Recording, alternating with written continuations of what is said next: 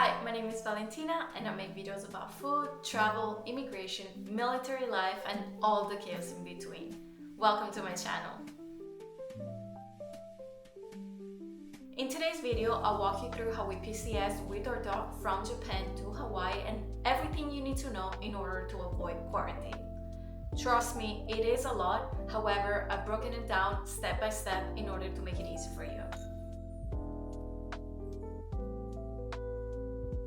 Let's start with the essentials. Hawaii is a rabies-free state, and even though Japan is also a rabies-free country, Hawaii does not recognize Japan as such. That means you'll need to follow the high-risk country protocol in order to bring your dog to Hawaii and avoid quarantine. Here's everything your dog needs before you can fly. First things first, your dog must have a working microchip implanted before any rabies vaccines are given. Hawaii will scan the microchip to verify everything matches your records, so it's critical that it works and matches your paperwork exactly. Next, your dog needs at least 2 rabies vaccines in their lifetime. The most recent shot must be at least 30 days old when your dog arrives to Hawaii and must not expire at the time of entry. The FAVN test, which stands for is one of the most important steps in this process. It checks whether your dog has enough rabies antibodies to safely enter Hawaii. If you're military affiliated, visit your base veterinary clinic. They're authorized to draw blood, complete the paperwork, and send samples to a DoD-approved lab, the U.S. Army Veterinary Lab in Texas. This route is typically simpler and more cost-effective.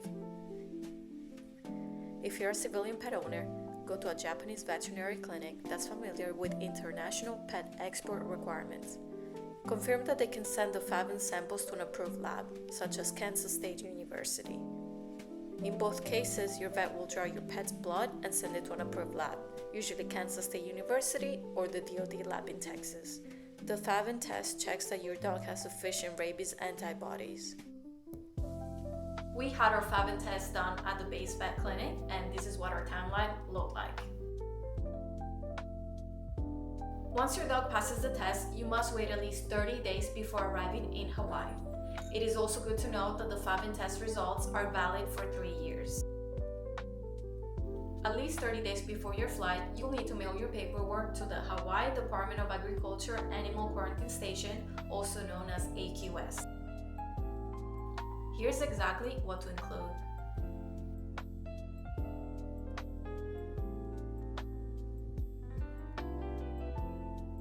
We mailed our documents on June 14th and they arrived by June 27th. They didn't accept their check, so we ended up paying in person at the airport. If that happens, do not panic. Just follow up with AQS by email and they'll guide you through it.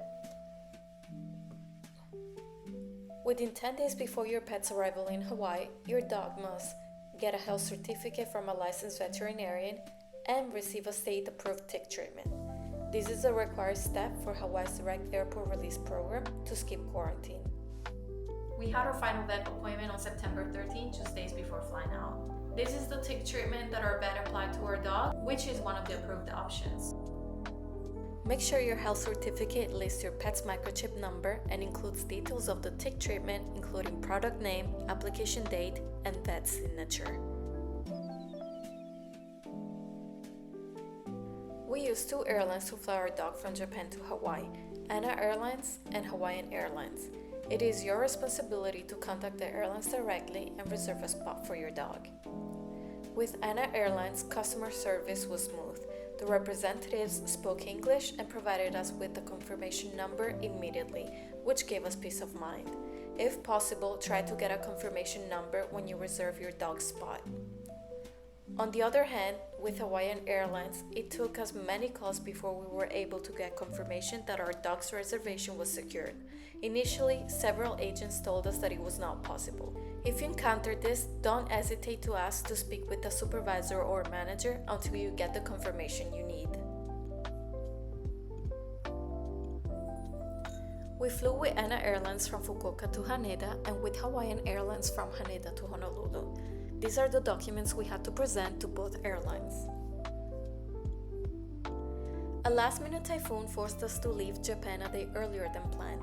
The military rebooked our flights, which meant an unexpected overnight stay in Tokyo before flying to Hawaii. Since we were traveling with our dog, we needed a safe place for her to stay. Thankfully, the Haneda Airport Pet Hotel came through. If you ever have a layover at Haneda Airport with a pet, I highly recommend it. I'm not going to lie, it took us a while to find this pet hotel, so I'm leaving this info on screen in case you ever need it. At the Hawaiian Airlines check-in counter, everything went smoothly. We completed several forms when we dropped off our dog, and the staff made the process easy and stress-free. When we landed in Honolulu, we went straight to the animal quarantine kiosk near baggage claim. We got our dog back right after picking up our luggage, and there was no quarantine, no delays, no problems, and I couldn't be any happier. Stay organized, plan ahead, and don't wait until the last minute. With careful preparation, you can PCS with your dog from Japan to Hawaii smoothly and without quarantine.